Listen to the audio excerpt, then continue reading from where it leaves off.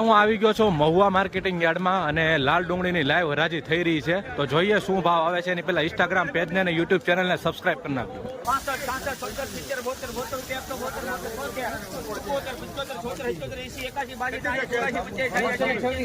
126 ખારી 188 93 94 95 96 97 98 99 200 1 2 5 4 5 6 7 8 9 10 11 રૂપિયા 212 15 17